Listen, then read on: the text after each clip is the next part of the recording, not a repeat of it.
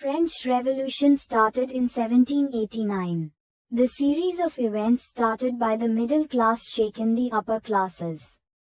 The people revolted against the cruel regime of monarchy. This revolution put forward the ideas of liberty, fraternity, and equality.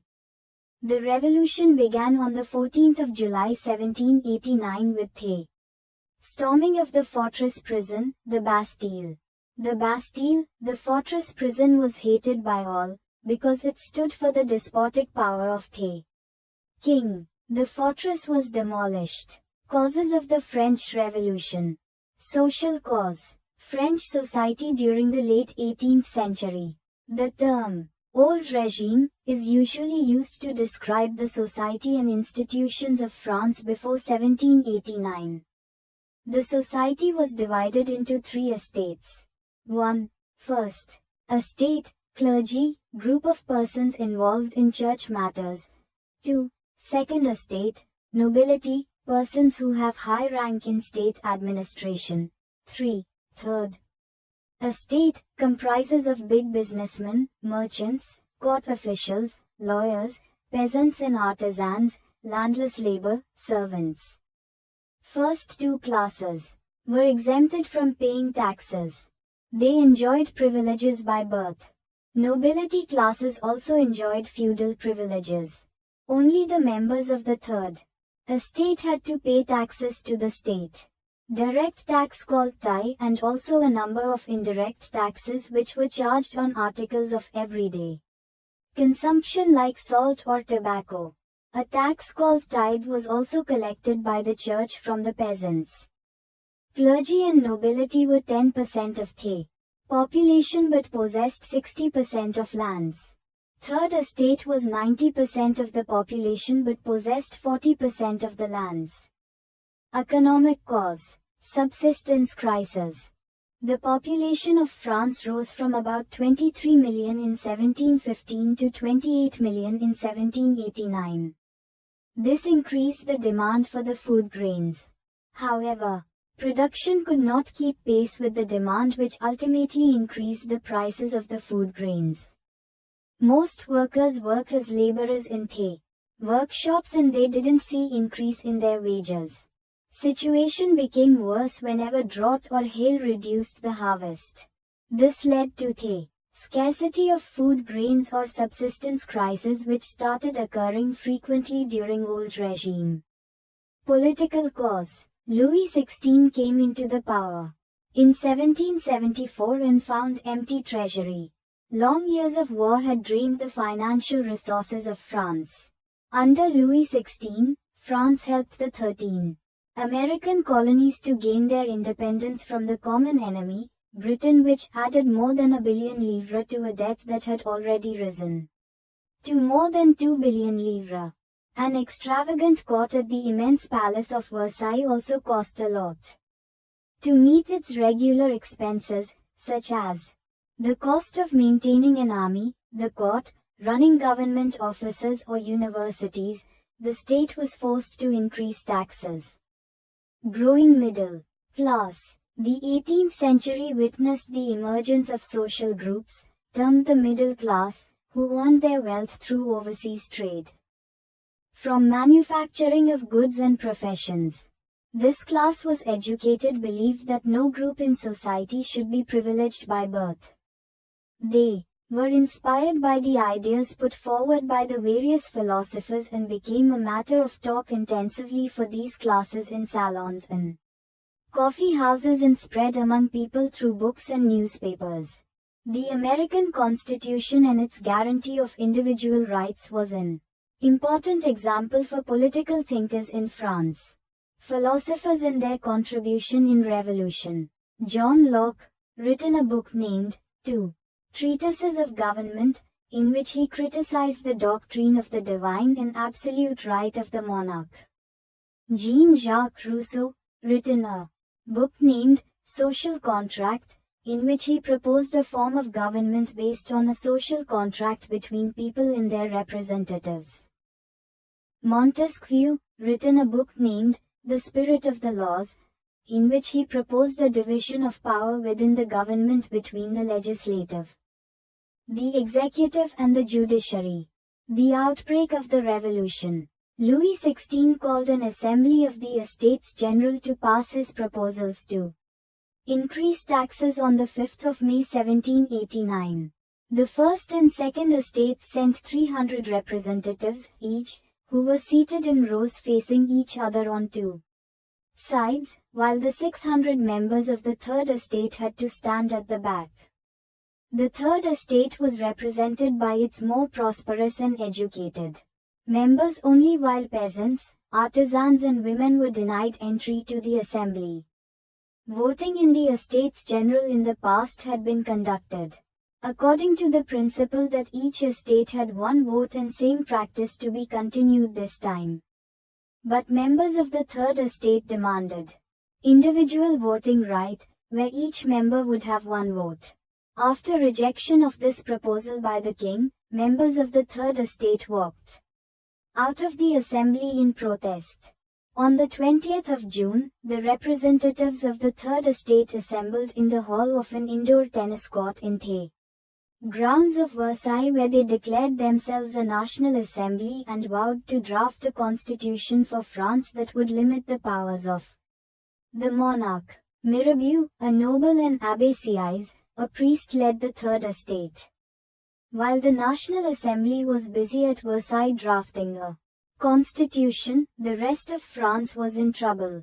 Severe winter destroyed the food crops, which resulted in increase in the prices.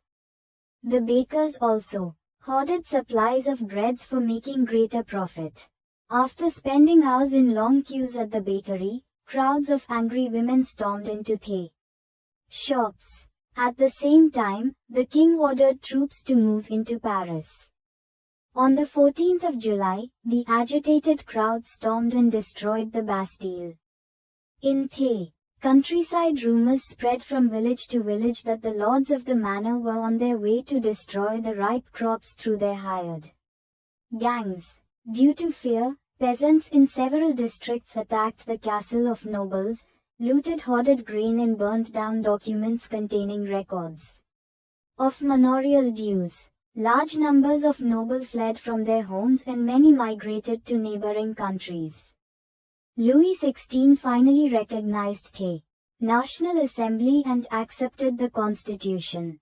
On the 4th of August 1789, France passed the law for abolishing the feudal system of obligations and taxes. The member of clergy were also forced to give up their privileges.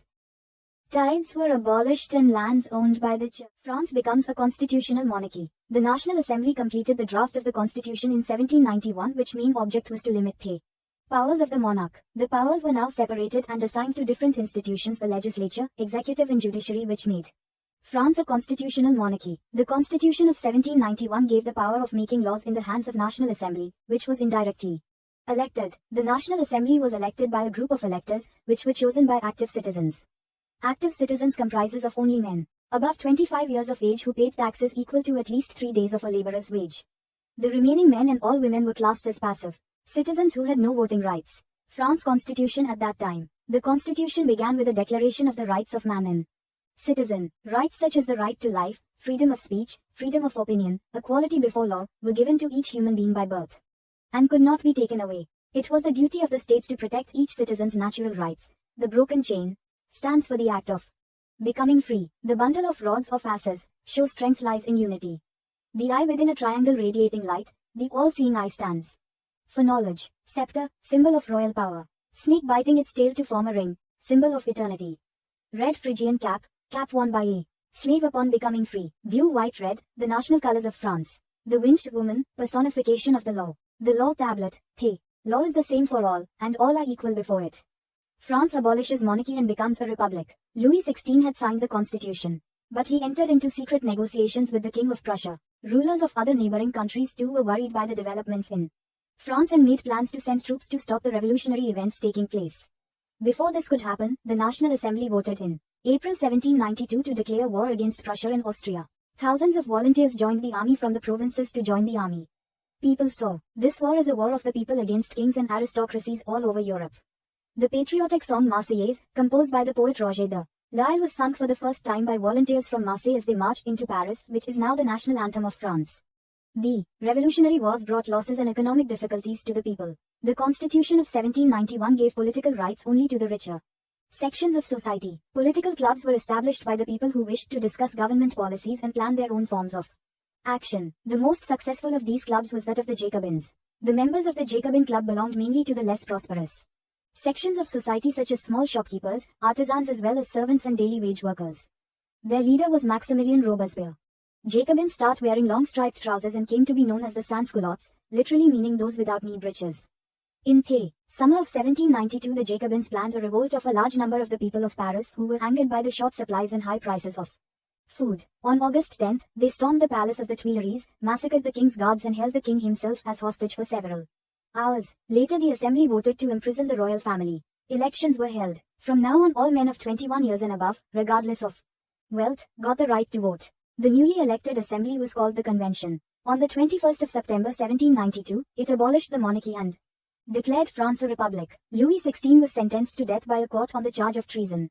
The Queen Marie Antoinette met with the same fate shortly after. The Reign of Terror. The period from 1793 to 1794 is referred to as the Reign of Terror, as Robespierre followed a policy of severe control and punishment. All his enemies, ex-nobles, clergy, members of other political parties, even members of his own party who did not agree with his methods were arrested, imprisoned and guillotined. Robespierre's government issued laws placing a maximum ceiling on wages and prices. Meat and bread were rationed. Peasants were forced to transport their grain to the cities and sell it at prices fixed by the government. The use of more expensive white flour was forbidden and all citizens were required to eat the equality bread, a loaf made of whole wheat. Instead of the traditional monsieur, sir, and madame, all French men and women were addressed as citoyen and citoyenne. Citizen. Churches were shut down and their buildings converted into barracks or offices. Robespierre pursued his policies so harshly that even his supporters began to demand moderation. Finally, he was convicted by a court in July 1794, arrested and on the next day sent to the guillotine. The guillotine is a device consisting of two poles and a blade with which a person is beheaded. It was named after Dr. Guillotin, who invented it. A directory rules France. A new constitution was introduced which denied the vote to non-propertied sections of society. It provided for 2 elected legislative councils which then appointed a directory, an executive made up of 5 members. The directors often clashed with the legislative councils, who then sought to dismiss them. The political instability of the directory paved the way for the rise of a military dictator, Napoleon Bonaparte. Women revolution. From the very beginning, women were active participants in revolution. They hoped that their involvement would pressurize the revolutionary government to introduce measures to improve their lives. Most women of the Third Estate had to work for a living as laundresses, sellers, domestic servants in the houses of prosperous people. Most women did not have access to education or job training. To discuss and voice their interests, women started their own political clubs and newspapers. The Society of Revolutionary and Republican Women was the most famous of them. Women were disappointed that the Constitution of 1791 reduced them to passive citizens. They demanded the right to vote, to be elected to the assembly and to hold political office. The revolutionary government did introduce laws that helped improve the lives of women. By creation of state schools, schooling was made compulsory for all girls. Their fathers could no longer force them into marriage against their will. Marriage was made into a contract entered into freely and registered under civil law. Divorce was made legal and could be applied for by both women and men. Women could now train for jobs, could become artists or run small businesses. During the Reign of Terror, the new government issued laws ordering closure of women's clubs and banning their political activities. Many prominent women were arrested and a number of them executed. It was finally in 1946 that women in France won the right to vote.